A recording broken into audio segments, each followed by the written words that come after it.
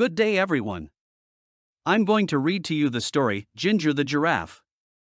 It is written by T. Albert and illustrated by modillustrations.com. Listen carefully. Once upon a time, there was a giraffe named Ginger. Ginger lived in Kenya, a country in Africa. Like all giraffes, Ginger had a long neck and long legs. Because she was so tall, she was able to eat food from the very tops of the trees in the savannah. The savannah in Africa is an area with lots of grass and some trees. Sometimes, a savannah is called grasslands. The other animals like zebras and antelopes could not reach where Ginger could reach. But Ginger always found food. She loved the leaves and the new buds of the trees. One day, Ginger was busy eating her favorite leaves along with some other giraffes. It was a bright sunny day and there was not a cloud in the sky. It had not rained for a long time, so the grass was very dry. She heard a noise down at the bottom of her extra long legs. It was her friend, Mickey the monkey. Mickey was trying to say something, but Ginger couldn't understand what he was saying. He looked very tired. "What's wrong?" asked Ginger. Ginger was a very kind giraffe and wanted to help everyone. Just then Mickey fell over. Ginger was also a smart giraffe. She knew what was wrong. Mickey couldn't find anything to eat and he was very hungry. Ginger nibbled some fresh, tender leaves and buds from the top of the tree where she was eating. She dropped some of the leaves and buds to the ground near where Mickey was. Then she nudged him a little with the hoof at the bottom of one of her very long legs. "Wake up, Mickey," said Ginger. "I've found something for you to eat." Slowly Mickey sat up and ate a little. After a while, when Mickey was feeling better, Ginger asked him, "What's happened, Mickey? Why are you so hungry? Why can't you find anything to eat?" Mickey said, "It hasn't rained for so long and now there's no more food." "That's not good," said Ginger. "What's happening with the other animals?" "No one knows what to do," answered Mickey.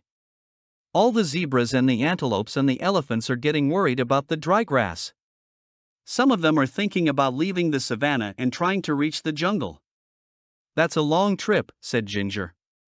"Are you going to go with them?" "I don't know," answered Mickey. "What do you think we should do?" Ginger thought for a while and then suddenly, she had a good idea. "We should go talk to Leo the lion. He is the smartest animal in the savannah." Mickey was too tired to walk, so Ginger invited him to ride on her back. "Hold on tight to my neck," said Ginger. "There's a lot to hold on to," joked Mickey. Ginger laughed. "You're right. I've got the longest neck in Africa." So they started their journey across to the other side of the savannah to look for Leo. Ginger and Mickey were in luck. Leo was sitting up on a rock and he was really easy to see as they walked through the grass. "Hi, Leo!" they both shouted.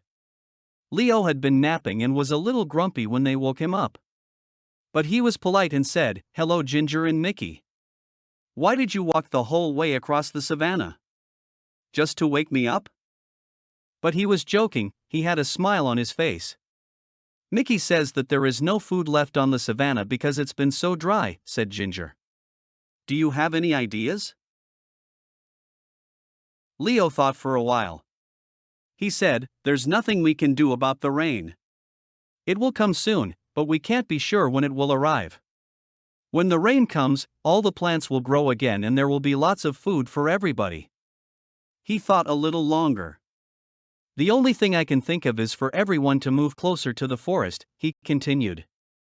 "There will be more things to eat there, but I know it's a long trip and it will not be very easy.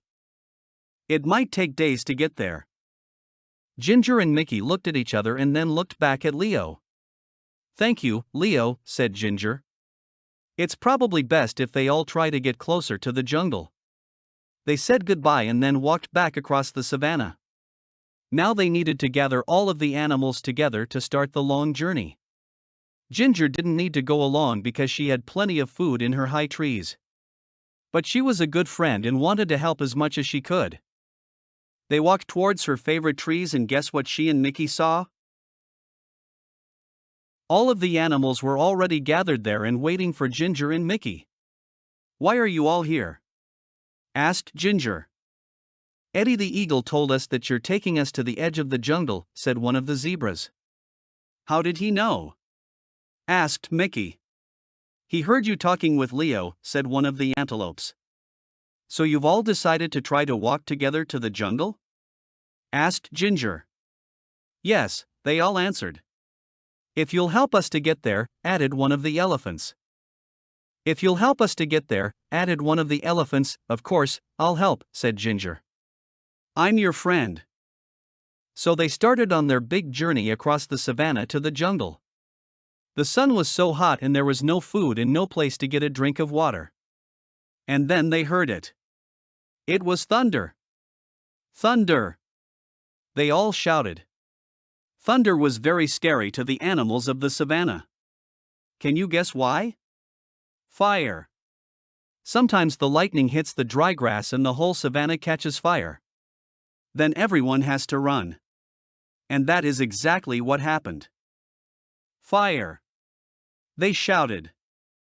They could smell it. And now they could see it, the fire was coming towards them.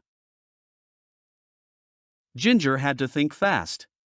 Because she was so tall she could see farther than any of the other animals, she stretched her long neck up as far as she could. Now she could see a place where there was no fire. "Quick!" she said. "Everyone run this way." All of the animals followed her and ran as fast as they could.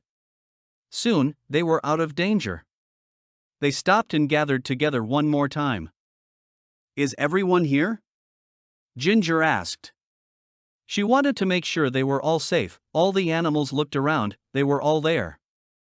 And then the most wonderful thing happened. "I felt a drop," said a zebra. "Me too," said an antelope. "It was rain." Finally. Everyone was very happy. It started to rain a little more and then a little more. The rain put out the fire so they didn't have to run. And the rain filled their watering holes and made the plants grow again, so they didn't have to make that long trip to the edge of the jungle. Everyone would soon have enough food and water. So Ginger, the giraffe, went back to her favorite tree and continued to munch on the leaves and buds.